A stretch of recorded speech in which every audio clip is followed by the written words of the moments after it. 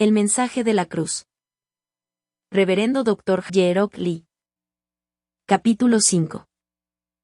¿Por qué Jesús es nuestro único Salvador?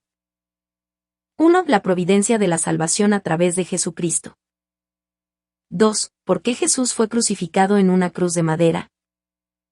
3. Ningún otro nombre en el mundo sino Jesucristo. Hechos 4. 11-12. Este Jesús es la piedra rechazada por vosotros los edificadores, la cual ha venido a ser cabeza del ángulo. Y en ningún otro hay salvación, porque no hay otro nombre bajo el cielo, dado a los hombres, en que podamos ser salvos.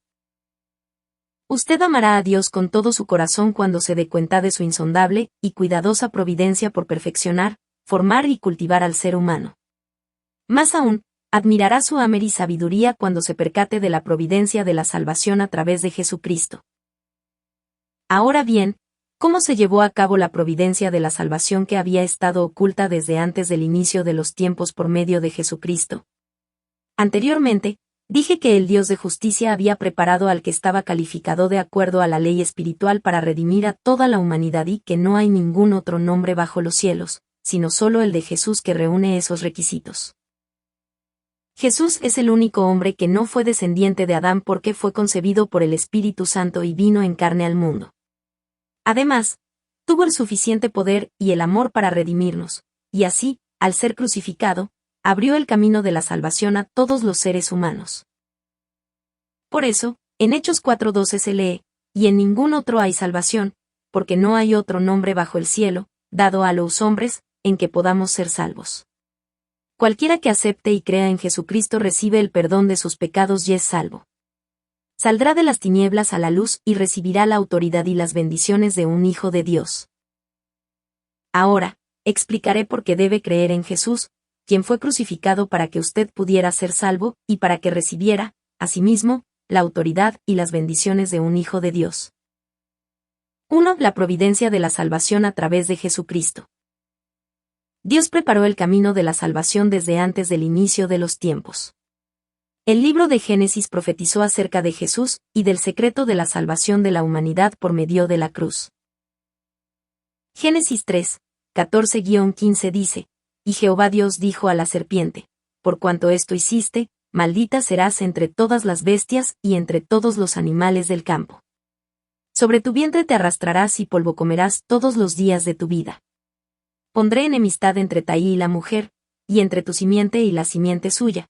Ésta te herirá en la cabeza, y tú la herirás en el talón. Como ya se mencionó antes, espiritualmente la serpiente simboliza al enemigo Satanás, y polvo comerás representa a Satanás dominando al hombre que fue hecho del polvo de la tierra.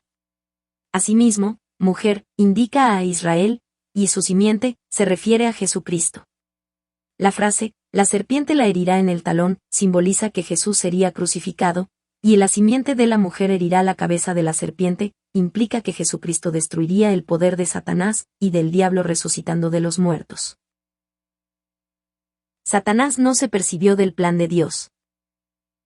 Dios había ocultado en secreto la providencia de la salvación para que Satanás no supiera de ella ni comprendiera su sabiduría. Satanás trató de matar a la simiente de la mujer antes que la simiente lo aplastara. Pensó que de esa manera podría mantener para siempre la autoridad que le había sido entregada por Adán, al haber desobedecido a Dios. No obstante, Satanás no sabía quién era la simiente de la mujer. Por eso, desde los tiempos del Antiguo Testamento, intentó matar a los profetas a quienes Dios enviaba. Cuando Moisés nació, Satanás hizo que Faraón, el rey de Egipto, mandara matar a todos los niños nacidos de mujeres hebreas, Éxodo 1, 15-22. Cuando Jesús fue concebido por el Espíritu Santo y vino en carne a la tierra, Satanás hizo que el rey Herodes hiciera lo mismo. Sin embargo, Dios ya conocía el plan de Satanás. Un ángel del Señor apareció en sueños a José y le dijo que fuera a Egipto con el bebé y la madre. Dios hizo que la familia viviera allí hasta que el rey Herodes muriera. Dios permitió la crucifixión de Jesús. Jesús creció bajo la protección de Dios y comenzó su ministerio a la edad de 30 años. Recorrió toda Galilea, enseñando en las sinagogas, sanando todo tipo de enfermedades y toda clase de dolencias entre el pueblo, levantando a los muertos y predicando el Evangelio a los pobres.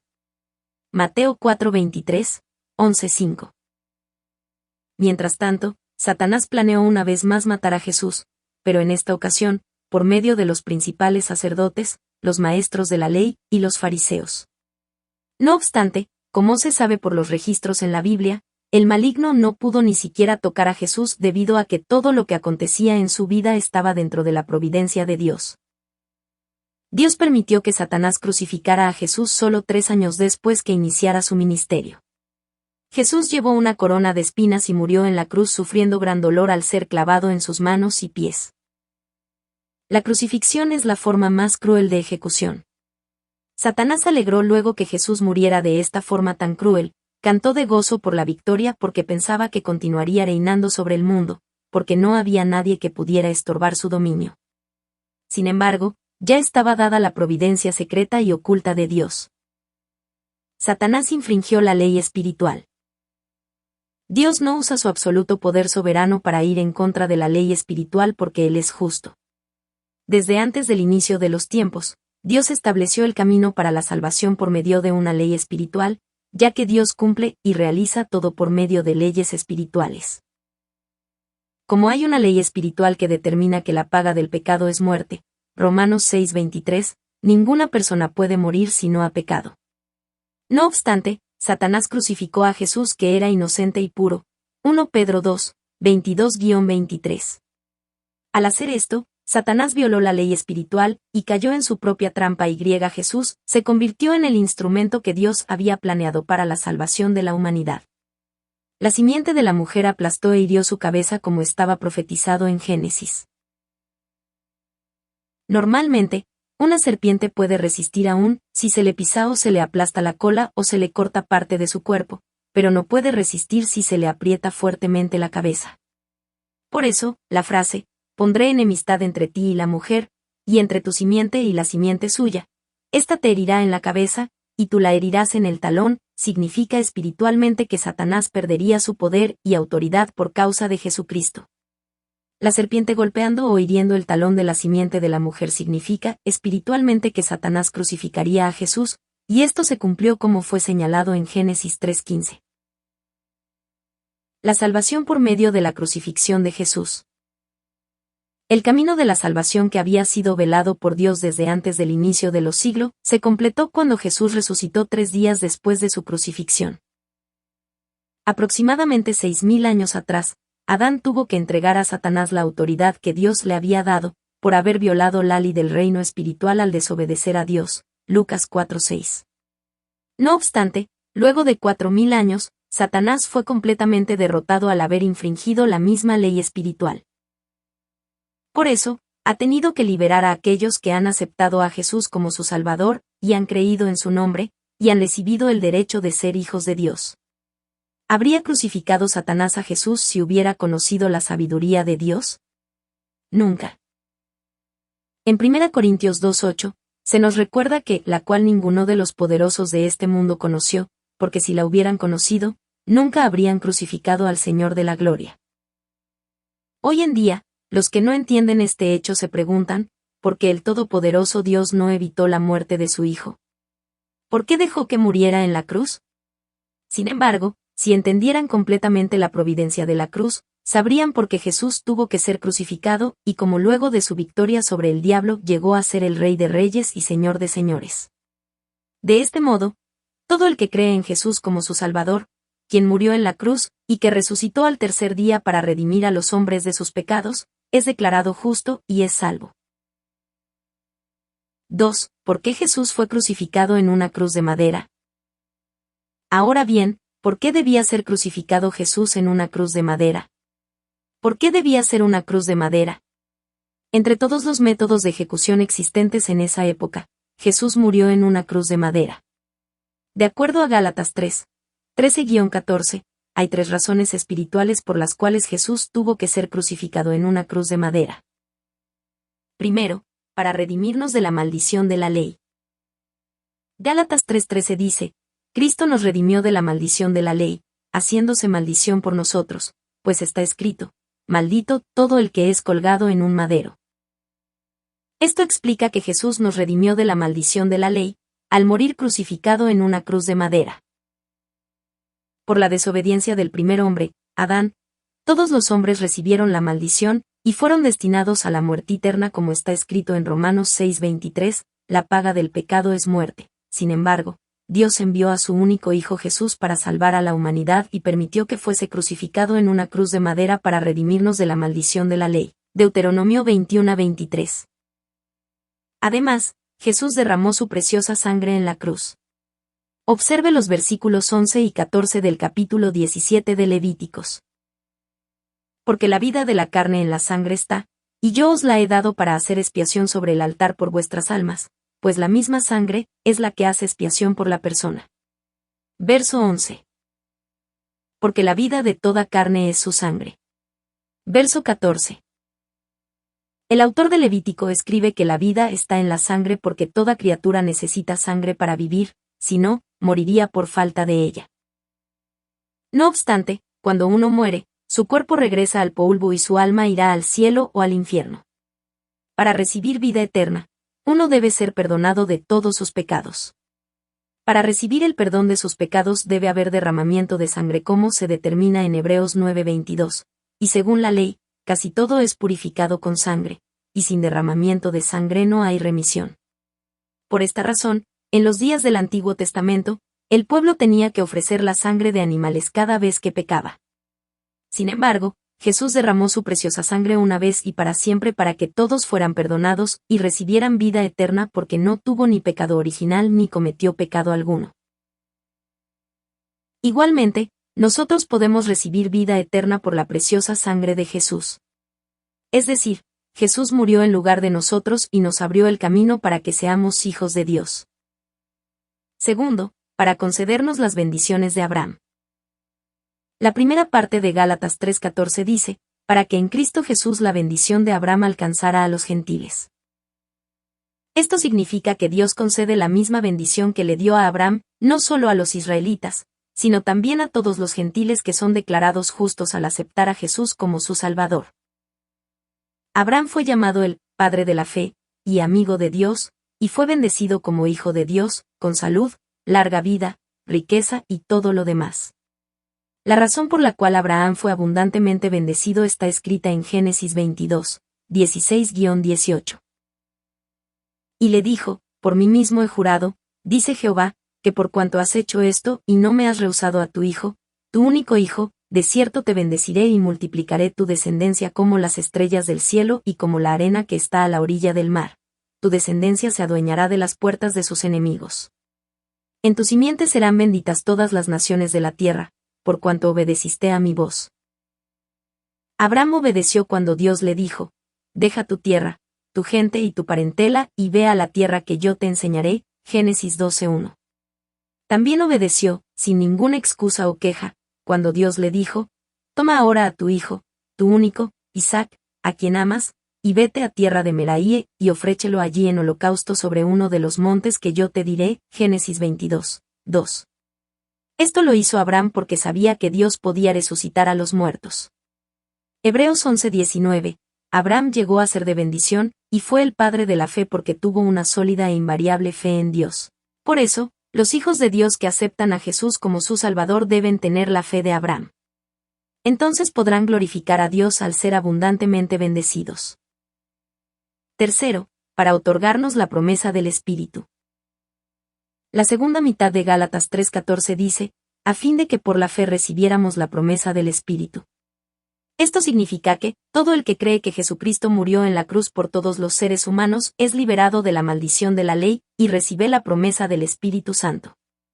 Además, todo aquel que acepta a Jesús como Salvador recibe la autoridad de un Hijo de Dios y al Espíritu Santo como sello y seguridad. Juan 1:12, Romanos 8:16. Cuando recibe el Espíritu Santo, puede llamar a Dios Abba, Padre, Romanos 8:15, su nombre se escribe en el libro de la vida en el cielo, Lucas 10:20, y tiene la ciudadanía celestial, Filipenses 3:20. Es porque el Espíritu Santo, que es el corazón y la fuerza de Dios, lo guía a la vida eterna al ayudarlo a entender la palabra de Dios y a vivir con y por fe de acuerdo a su palabra. No obstante, Uno será salvo no solamente cuando reconozca a Jesús como su Salvador, sino también cuando crea con su corazón que destruyó la autoridad de la muerte y resucitó. Romanos 10:9 declara esto: si confiesas con tu boca que Jesús es el Señor, y crees en tu corazón que Dios lo levantó de entre los muertos, serás salvo. Antes del inicio de los tiempos, Dios diseñó un gran plan para hacer que todos aquellos que creyeran en Jesús como su Salvador llegaran a ser uno con Dios y pudieran obtener la salvación. El plan es maravilloso y misterioso.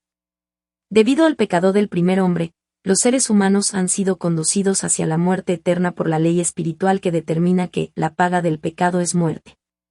No obstante, pueden ser liberados de la maldición de la ley y ser salvos por fe por la misma ley porque Satanás infringió esta ley del reino espiritual. El ser humano ha tenido que sufrir dificultades, pasar problemas y padecer la muerte que el diablo trajo cuando se convirtió en esclavo del pecado debido a la desobediencia de Adán. Sin embargo, todo el que acepte a Jesús como Salvador y reciba el Espíritu Santo puede obtener la salvación, la vida eterna, la resurrección y sobreabundantes bendiciones. El privilegio y la bendición de ser hijos de Dios. Todo aquel que abra su corazón y acepte a Jesucristo es perdonado, recibe el derecho de ser hijo de Dios, y disfruta de paz y gozo en su corazón. Esto es posible porque Jesús, al ser crucificado, llevó para siempre todos nuestros pecados. Así está escrito en el Salmo 103:12, cuanto está lejos el oriente del occidente, hizo alejar de nosotros nuestras rebeliones. Igualmente se lee en Hebreos 10:17-18, añade: y nunca más me acordaré de sus pecados y transgresiones, pues donde hay remisión de estos, no hay más ofrenda por el pecado. No hay nada en el mundo que pueda compararse con el derecho a ser por fe hijo de Dios. En este mundo, es muy importante el hecho de ser hijo de un rey o de un presidente. Cuanto más grande es entonces el derecho de los hijos de Dios el Creador, que reina sobre el mundo y gobierna la historia del ser humano y del universo.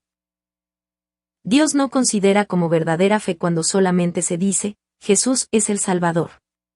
Debe entender quién es Jesucristo, porque Jesucristo es su único Salvador, y tener una verdadera fe en base a tal conocimiento.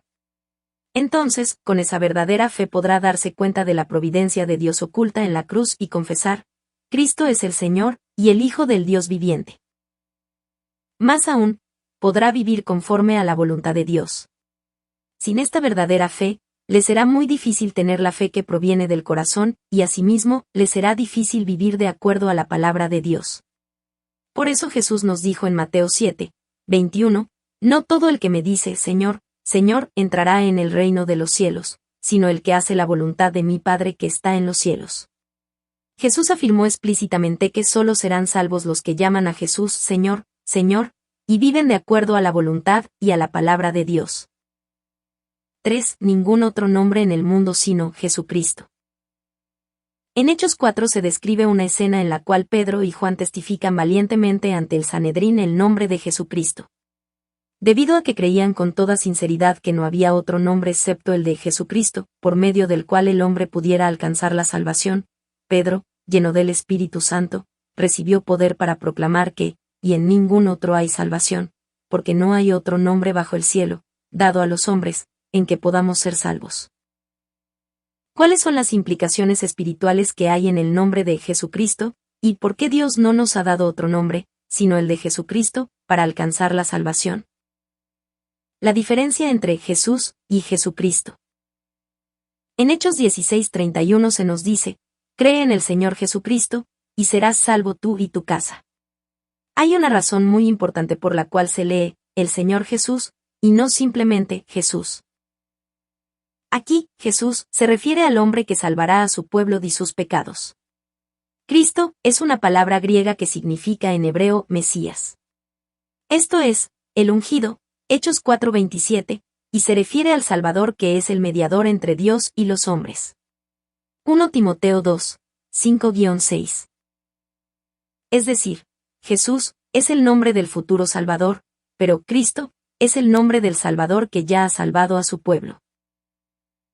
En los días del Antiguo Testamento, Dios ungía a la persona que iba a ser rey, sacerdote o profeta, derramando aceite sobre la cabeza del futuro ungido, Levítico 4:3, 1 Samuel 10:1, Primera Reyes 19:16.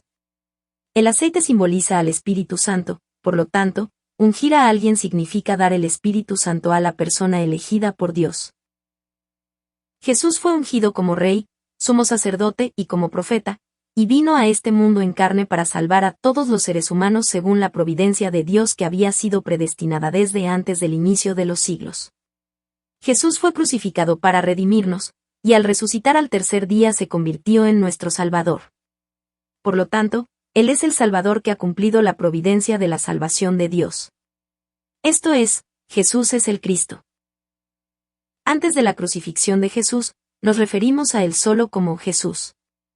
No obstante, luego de la crucifixión y resurrección debe ser llamado Jesucristo, el Señor Jesús, o el Señor. Debemos señalar que hay una gran diferencia en el poder entre Jesús y Jesucristo. Jesús es el nombre con el que era llamado antes de cumplir con la providencia de salvación, y Satanás no tiene tanto temor de este nombre. Sin embargo, el nombre Jesucristo implica las siguientes tres cosas: la sangre que nos redimió de nuestros pecados, la resurrección que destruyó la autoridad de la muerte, y la vida eterna. Ante este nombre, el enemigo Satanás tiembla y teme. Mucha gente menosprecia este hecho porque no entiende esta diferencia. Sin embargo, es cierto que el obrar y la respuesta de Dios será diferente de acuerdo al nombre con el cual clame. Hechos 3:6. Cuando le ora a Dios en el nombre de nuestro Señor Jesucristo y mantiene este principio en su mente, vivirá una vida victoriosa plena de prontas y abundantes respuestas del Todopoderoso Dios. La obediencia total de Jesús. Aunque que Jesús era Dios en su misma naturaleza, no estimó el ser igual a Dios como cosa a que aferrarse, ni hizo prevalecer sus derechos de Dios, sino se despojó a sí mismo. Tomó la forma humilde de siervo, y se hizo semejante a los hombres. Un buen siervo no tiene voluntad propia. Trabaja cumpliendo la voluntad de su amo o dueño en vez de la suya. Es el deber de un siervo obedecer la voluntad de su amo sin importar si está o no de acuerdo con la suya o con sus sentimientos. Jesús obedeció la voluntad de Dios con el corazón de un buen siervo, y así pudo cumplir su misión para salvar al ser humano. Dios exaltó a Jesús, que obedeció la voluntad de Dios diciendo sí y amén a todo, al más alto lugar, y permitió que muchos confesaran que Jesús es el Señor. Por eso Dios también lo exaltó sobre todas las cosas, y le dio un nombre que es sobre todo nombre, para que en el nombre de Jesús se doble toda rodilla de los que están en los cielos, en la tierra y debajo de la tierra, y toda lengua confiese que Jesucristo es el Señor, para gloria de Dios Padre. Filipenses 2, 9-11. El nombre, Señor Jesús, declara el poder de Dios. Juan 1:3 dice: todas las cosas por medio de Él fueron hechas, y sin Él nada de lo que ha sido hecho fue hecho. Como todas las cosas en el mundo fueron creadas por medio de Jesús, Él tiene la autoridad para gobernar sobre todas las cosas como el Creador. Cuando Jesús, el Hijo de Dios Creador, ordenó a los elementos inanimados, como el tempestuoso viento y las olas, estos le obedecieron, y se calmaron, y también una higuera se secó inmediatamente después que la maldijera. Jesús tiene la autoridad de perdonar los pecados y de salvar a los pecadores del castigo de sus pecados. Por eso, Jesús le dijo al paralítico en Mateo 9:2, ten ánimo, hijo, tus pecados te son perdonados. Y dijo en el versículo 6, pues para que sepáis que el Hijo del Hombre tiene potestad en la tierra para perdonar pecados. Además, Jesús tenía el poder de sanar toda clase de enfermedades y discapacidades, y también de revivir a los muertos. En Juan 11 se describe una escena en la que un hombre muerto llamado Lázaro salió de la tumba con sus manos y pies envueltos con vendas de lino. Cuando Jesús lo llamó en voz alta, Lázaro, ven fuera, ya había estado muerto por 4 días y ya tenía mal olor, pero salió de la tumba completamente sano. Igualmente, Jesús le da todo lo que le pida con fe porque tiene el poder de Dios. Jesucristo, el amor de Dios. Como se cita en 1 Juan 4:10, en esto consiste el amor, no en que nosotros hayamos amado a Dios, sino en que Él nos amó a nosotros y envió a su Hijo en propiciación por nuestros pecados. Dios mostró su asombroso amor por nosotros, al enviar a su único Hijo como sacrificio expiatorio cuando nosotros todavía éramos pecadores. Dios tuvo que soportar y sufrir un gran dolor, y abrió el camino para la salvación del ser humano, cuando su Hijo Jesús fue clavado en la cruz y derramó su sangre. ¿Cómo se sintió el Dios de amor cuando tuvo que ver crucificado a su único Hijo Jesús? Dios no fue capaz de observar impávido esta escena sentado en su trono. Mateo 27, 51, 54 nos dice cuánto sufrió Dios cuando Jesús fue crucificado. Entonces, el velo del templo se rasgó en dos, de arriba, hacia abajo, la tierra tembló, las rocas se partieron, los sepulcros se abrieron y muchos cuerpos de los santos que habían dormido, se levantaron y después que él resucitó, salieron de los sepulcros, entraron en la santa ciudad y aparecieron a muchos. El centurión y los que estaban con él custodiando a Jesús, al ver el terremoto y las cosas que habían sido hechas, llenos de miedo dijeron, verdaderamente este era el Hijo de Dios. Esto muestra claramente que Jesús fue crucificado, no por sus pecados, sino por causa del gran amor de Dios para guiar a todos los hombres al camino de la salvación. No obstante, muchos no aceptan ni entienden este asombroso amor de Dios.